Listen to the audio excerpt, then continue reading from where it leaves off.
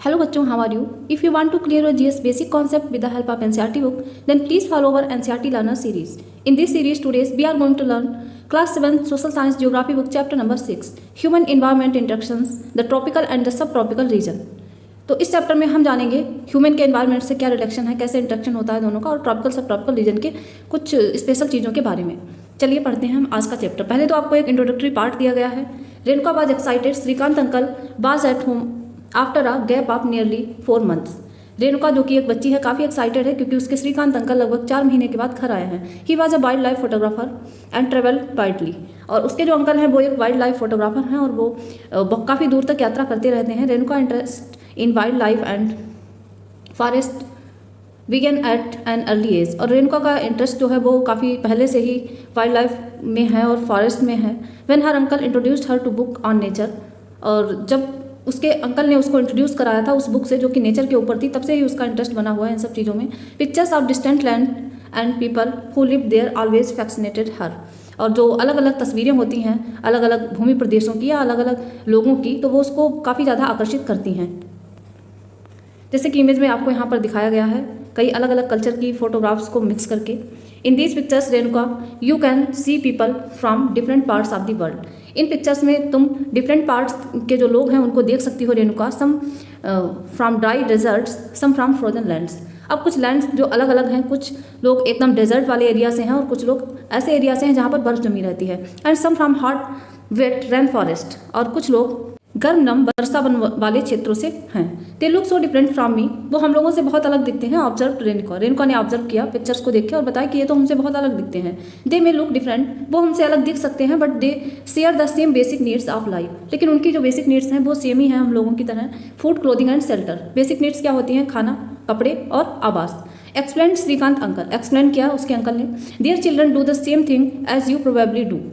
Play games, quarrel sometimes and then make up, sing, dance and help the families with various things that need to be done। और उनके बच्चे हैं वो तुम लोगों के जैसे ही कभी गेम खेलते हैं, आपस में झगड़ते हैं, फिर मिलते हैं, फिर गाना गाते हैं, डांस करते हैं और अपनी फैमिलीज़ की हेल्प करते हैं। तो इस तरीके से उनका जो लाइफ स्टाइल है वो लगभग हमारी बेसिक नीड्स जैसा ही है, जैसी हमारी हैं वैसी उनकी हैं। They live closer to nature and very early in their lives have learn to care for nature. लेकिन वो नेचर के काफ़ी करीब रहते हैं और उन्होंने नेचर की केयर करना भी सीखा है। They learn how to catch fish, और उनको मछली पकड़ना आता है। And how to collect material from the forest, और उनको जंगल से जो मटेरियल है, जो चीज़ें हैं, उनको कलेक्ट करना आता है। अब कुछ स्पेसिफिक एरियाज़ के बारे में आपको बताया गया है। नेक्स्ट यहाँ से शुरू होता है आपका काम का topic, life in the Amazon basin. Amazon basin में लाइफ कैसी है? तो सबसे पहले तो आपको ये पता होना चाहिए कि अमेजन बेसिन कहाँ पर है। तो जब हमने पढ़े थे कॉन्टिनेंट्स, 7 कॉन्टिनेंट्स पढ़े थे, तो उसमें जो था साउथ अमेरिका कॉन्टिनेंट, दक्षिणी अमेरिका महाद्वीप, वहाँ पर जो एक क्षेत्र पाया जाता है, अमेजन रिवर बहती है, तो उस क्षेत्र को बोला जाता है अमेजन बेसिन। जैसे कि यहाँ पर आपको इस वाली इमेज में दिखाया गया है, दिस इज अमेजन बेसिन। ये पूरा जो सर्कल मैंने किया है ये अमेजन बेसिन का एरिया है। अब पढ़ते हैं इसके बारे में। Before learning about the Amazon basin let's look at the map. Map को हमने देखा। Notice that the tropical region lies very close to the equator. And आपने इमेज में नोटिस किया होगा कि जो ट्रॉपिकल रीजन है, उष्णकटिबंधीय क्षेत्र है, वो इक्वेटर के काफ़ी करीब होता है, between 10 degree north and 10 degree south. So it's referred to as a equatorial region. 10 degree north and 10 degree south, इसके बीच का जो क्षेत्र होता है उसको भूमध्य रेखीय क्षेत्र बोला जाता है। The river Amazon flows through this region, और अमेजन रिवर जो है वो इसी रीजन से होकर बहती है। जो भूमध्य रेखीय क्षेत्र है वहीं से होकर अमेजन रिवर बहती है। Notice how it flow from the mountains to the west and reach the Atlantic Ocean to the east.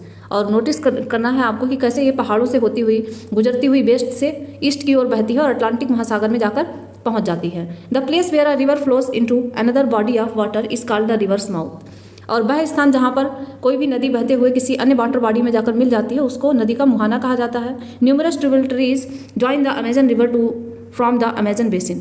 और कई सारी संख्या में सहायक नदियाँ हैं जो कि अमेजन बेसिन में बहती हैं अमेजन रिवर के साथ। The river basin drains portions of Brazil. अब बताया गया है किन किन क्षेत्रों से होकर अमेजन रिवर बहती है।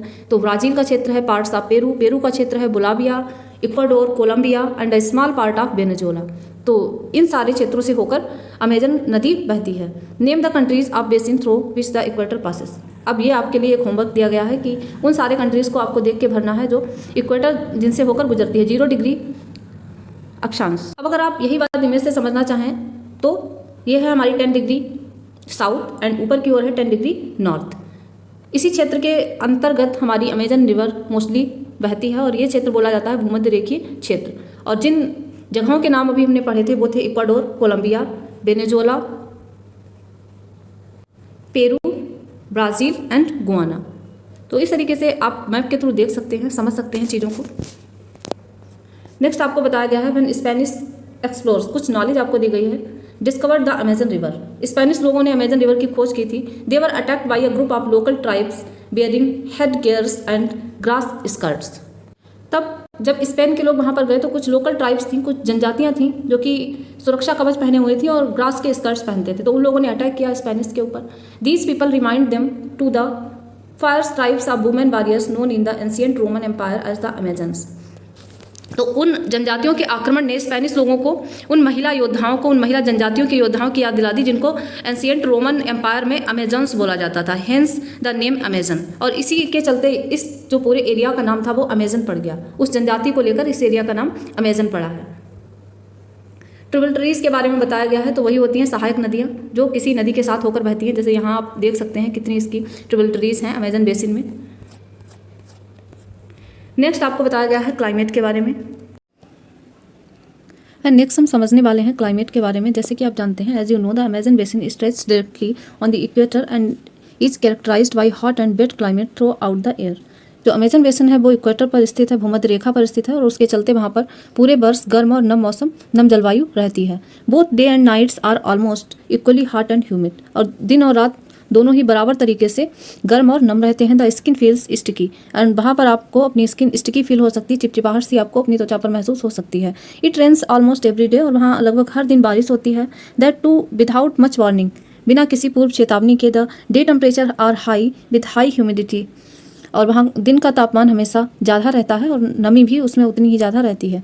At night the temperature goes down but the humidity remains high, रात के समय टेम्परेचर डाउन हो जाता है लेकिन ह्यूमिडिटी जो आर्द्रता है वो और बढ़ जाती है।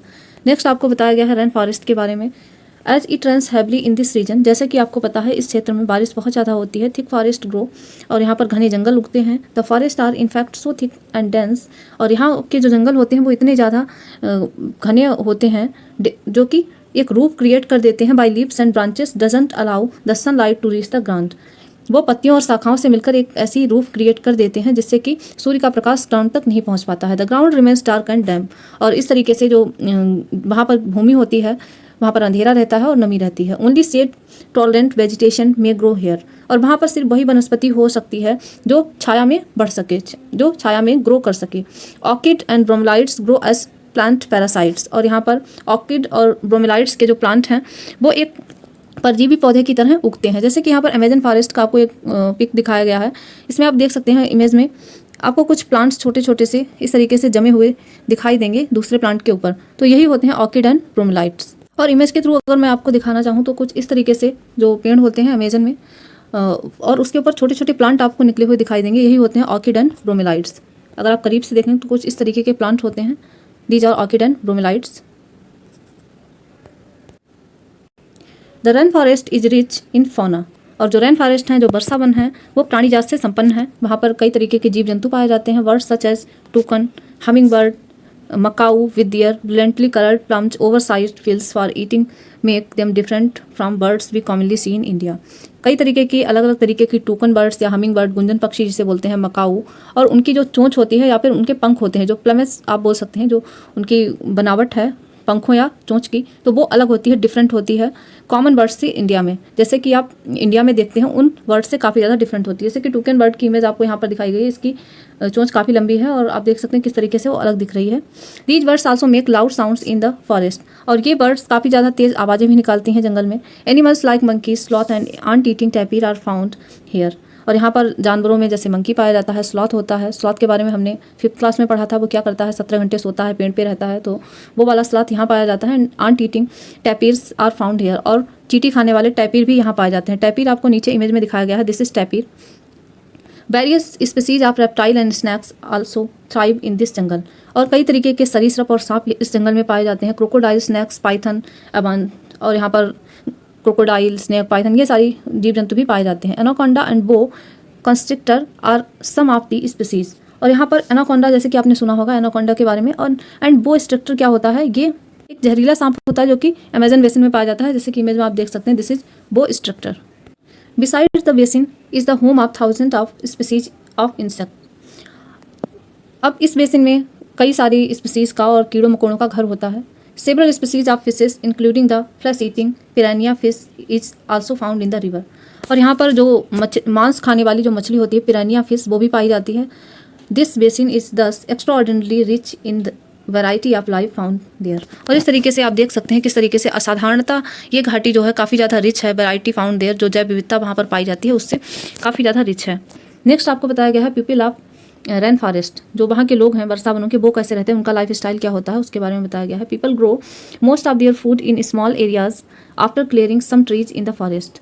वहाँ के लोग जो हैं वो कुछ छोटा सा एरिया क्लियर कर लेते हैं जंगल का, और फिर उसी में अपना जो भोजन ग्रो करने का काम है, जो फसलें उगाने का काम है, वो करते हैं। Wild man Hunt and fish along the reverse, जबकि वहाँ पर जो पुरुष हैं वो शिकार करते हैं और मछलियाँ पकड़ते हैं। Women take care of the crops, और वहाँ पर जो महिलाएं हैं वो फसलों की देखभाल करती हैं। दे mainly grow tapioca, pineapple and sweet potato. वो मुख्यतः क्या उगाती हैं, टेपियोका उगाती हैं, पाइनएप्पल उगाती हैं एंड स्वीट पोटैटो उगाती हैं। As hunting the fishing are uncertain, it's the women who keep their families alive by feeding them the vegetables they grow. और जब वहाँ पर जो फिशिंग है वो अनसर्टेन रहती है, उसका कोई निश्चित नहीं है कि उनको फिशिंग से मछलियाँ मिल ही जाएंगी, तो जो वुमेन होती हैं वो अपनी फैमिली को अलाइव रखती हैं, उन्हें उनका पालन पोषण करती हैं, उन्हें सब्जियाँ जो वो उगाती हैं वो खिलाकर। They practice slash and burn agriculture, और वो लोग जो हैं वो कौन सी एग्रीकल्चर करते हैं, स्लैश एंड बर्न, कर्तन एंड दहन प्रणाली से कृषि करते हैं, जो हमने पढ़ा था क्लास 5 की ईवीएस में झूम कृषि के बारे में, तो वही यहाँ पर है slash and burn agriculture. The staple food is manioc also known as cassava, और यहाँ पर जो स्टेपल फूड खाया जाता है उसको कसावा बोलते हैं। That grows under the ground like the potato, और जैसे कि आलू उगता है मिट्टी के अंदर, वैसे ही कसावा भी मिट्टी के अंदर होता है। They also eat queen ants and egg sac, वो जो क्वीन आंट होती हैं और उनके एग सैक होते हैं उनको भी खा जाते हैं।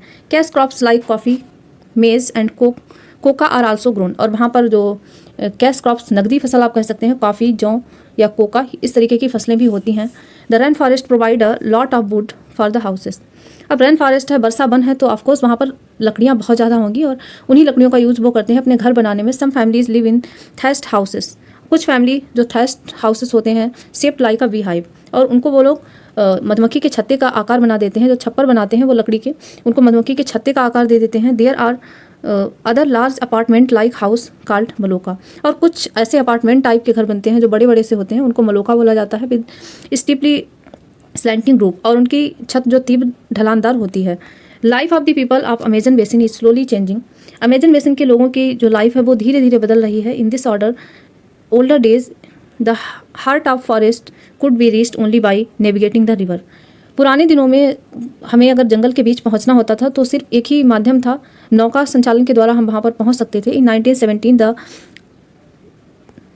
Trans Amazon highway made all parts of the rain forest accessible.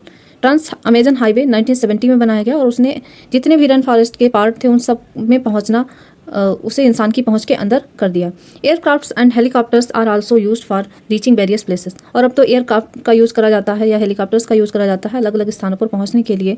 The indigenous population was pushed out from the area and forced to settle in new areas, और वहाँ की जो मूल आबादी थी, जो मूल निवासी थे वहाँ के, उनको बाहर रहने के लिए, सेटल करने के लिए पुश किया जा रहा है। Where they continue to practice their distinctive way of farming, जहाँ पर वो अपना जो प्राचीन तरीका है कृषि करने का उसको कैरी ऑन कर सकते हैं। The developmental activities are leading to the gradual destruction of the biologically diverse rain forest, और विकास की इन गतिविधियों के चलते जो वर्षा वन है तो वो धीरे धीरे नष्ट हो रहे हैं। It's estimated that a large area of the rain forest has been disappearing annually in the Amazon basin, और इसी के चलते एक बड़ा सा क्षेत्र है जो अमेजन बेसिन का वो धीरे धीरे डिसअपेयर हो रहा है, अदृश्य हो रहा है। You can see that this destruction of forest has a much wider implication, और आप देख सकते हैं कि इस तरीके से बहुत ज़्यादा डिस्ट्रक्शन हो रहा है फॉरेस्ट का। The top soil is washed away as the rain fall, और आपको पता है जब पेड़ ज़मीन पर नहीं रहते हैं तब बारिश होती है तो जो मिट्टी की ऊपरी परत है वो बह जाती है पानी के साथ। The lush forest turns into a barren landscape, और इस तरीके से जो फॉरेस्ट हैं वो एक बंजर भूमि में बदल रहे हैं। तो यहाँ पर इमेज के थ्रू आपको कुछ दिखाया भी गया है किस तरीके से पहले बहुत ज़्यादा, फर्स्ट वाले इमेज में बहुत ज़्यादा वन थे एंड सेकेंड में थोड़े से कम हो गए और ठंड भी थोड़े से बहुत ही कम। So this was our today's video.